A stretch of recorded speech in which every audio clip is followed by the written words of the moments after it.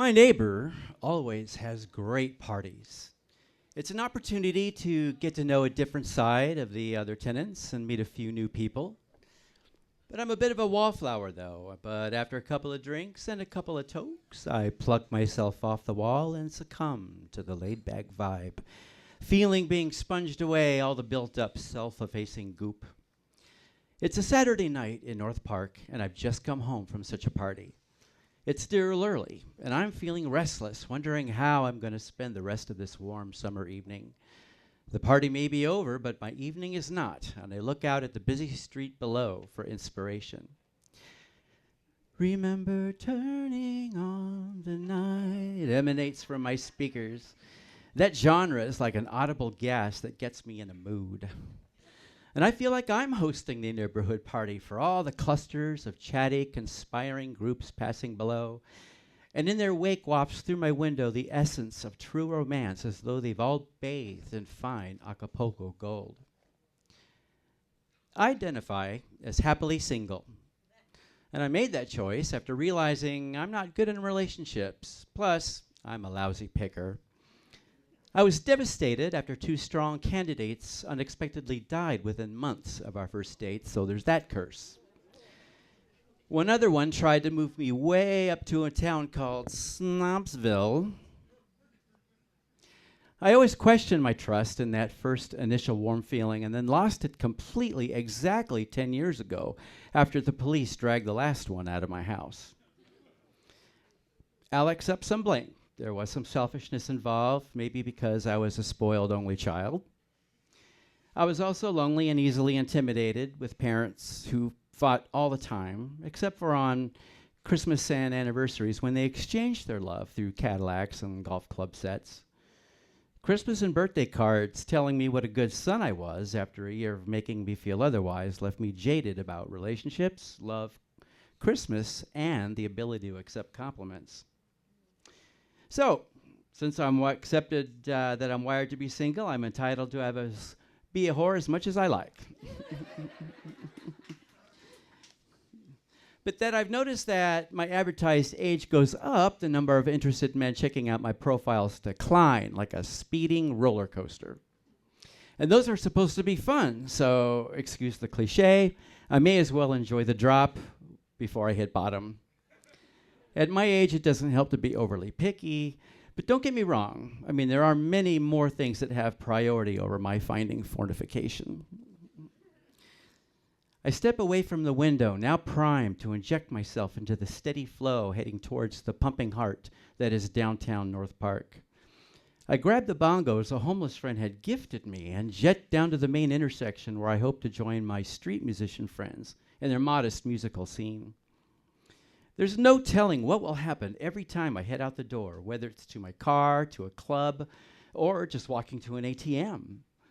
Within 300 feet of me, on either side of me, there's karaoke and pizza and Thai food and sports bars and coffee shops. I even have the luxury of a 24-hour adult supply store just feet away for me to dash into for any hastily arranged late-night tryst. Playing my bongos is probably as close as I'll get to my dream of being a drummer. Living where I do has given me many opportunities to help me check things off my bucket list that I didn't even know were on there. And that includes my dream of doing comedy after a neighbor at a party encouraged me to take improv classes. It turns out I wasn't quite a natural. Sometimes you win, sometimes you lose.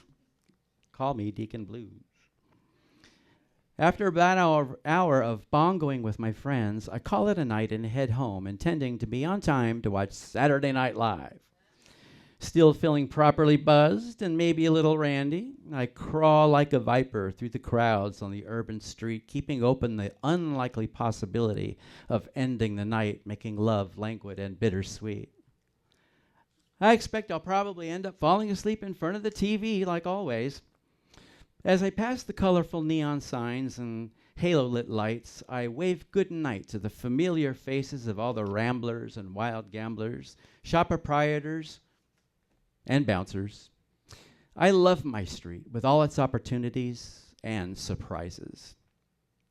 I pass by the Mexican restaurant where I always exchange waves with a very attractive Hispanic man who works behind the outside grill. I don't know him. We've just always acknowledged each other whenever I walk by. I see a familiar black ball cap and a black T-shirt sitting on a brick wall next to the grill, and I give my usual wave, but this time I don't get a wave back. I just keep on walking, thinking maybe he didn't see me. A minute later, I arrive home, where I proceed to change to my sleep attire. It's still warm out, so I leave my door open. And as I'm passing between my bathroom and bedroom, I can see out through the screen door a dark figure standing in my courtyard. And I think it's still someone lingering from my neighbor's party. After a minute, I look out again, and the person hasn't moved, and they're looking in my apartment. Maybe it's a friend. So I walk up to the door and peer through the screen to see standing out on the courtyard a guy with a black cap and a black T-shirt. I open my screen door to get a better look, and it wasn't the cook from the restaurant. It was a look-alike that I had waved to, who interpreted that as a signal to come on over. So puzzled, I ask, "Can I help you?" And he stands there with his hands in his pockets and a look of that hot Latino drunk passion in his eyes. And my blood flow redirects to my southern region.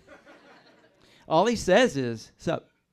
And without another word, he simply walks up my porch steps, and I just step back and let him in the apartment. And the next hour and a half was hot, crazy, sweaty fun, like one of those scenes right out of Queer as Folk or Sex and the City. It was not only spontaneous, it was wild and undomesticated, like two dogs freely romping around in the park, uninhibited by socially imposed barriers. After we catch our breath, he says his name is Tony.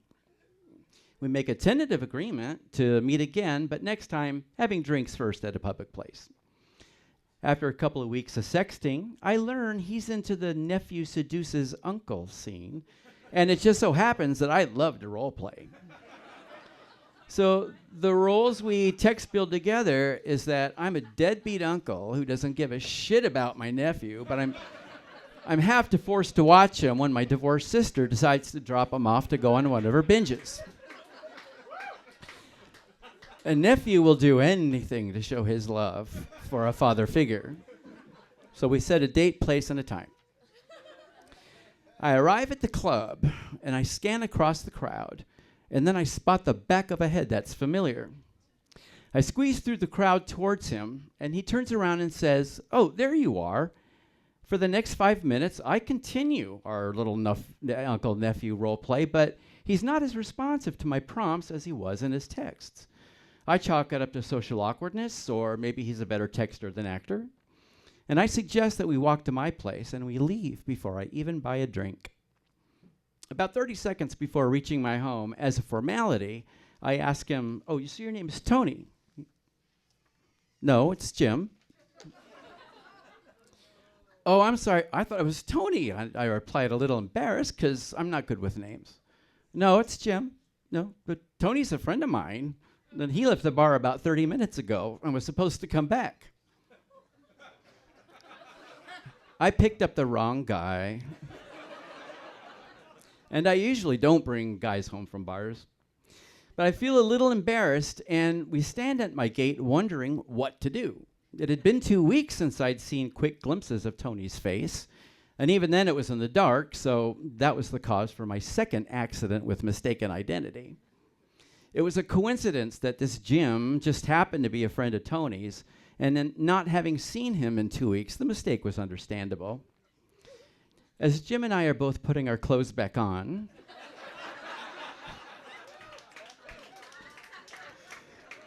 I get a text from Tony, who's back at the bar wondering where I was. And even though Jim and Tony are just friends, he begs me not to reveal our clandestine coupling to him. And I say I won't. I'm a man of my word. Jim leaves, and I tell Tony, "I was there, you weren't. I'm home now, come on over." So I have a little extra time. So inspired now, I take advantage of this time by giving my apartment the deadbeat uncle treatment. I throw piles of clothes everywhere on the table. On the floor are beer cans and bottles tipped over and a pizza box. I love the creativity that hatches when I'm stoned and horny. And when the other person can commit to their own fantasy. I'm sitting in my chair, eyes closed, waiting for the sound of the front door to click the gate to click closed. In the meantime, I'm mentally checking off all the boxes just to make sure that I have everything ready.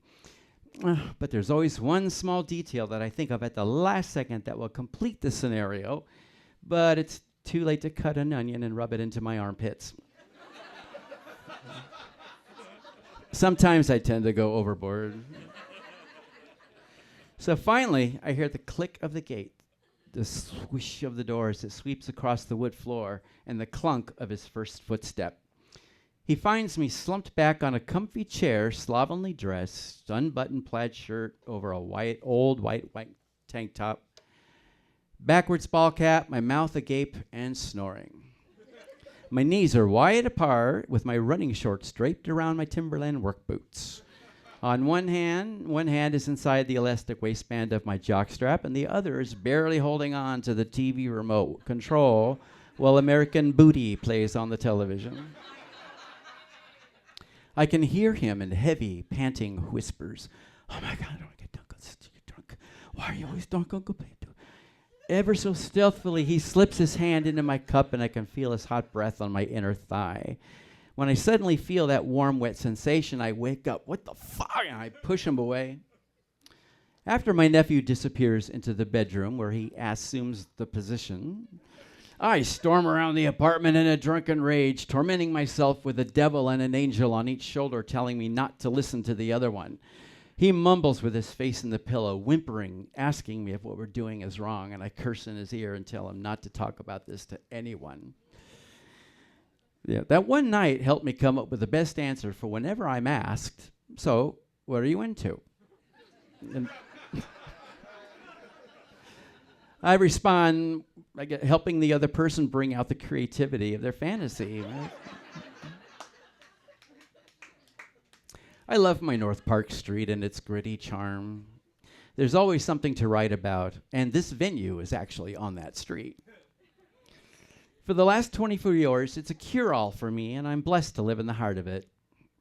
I may be single, but that doesn't mean happily single.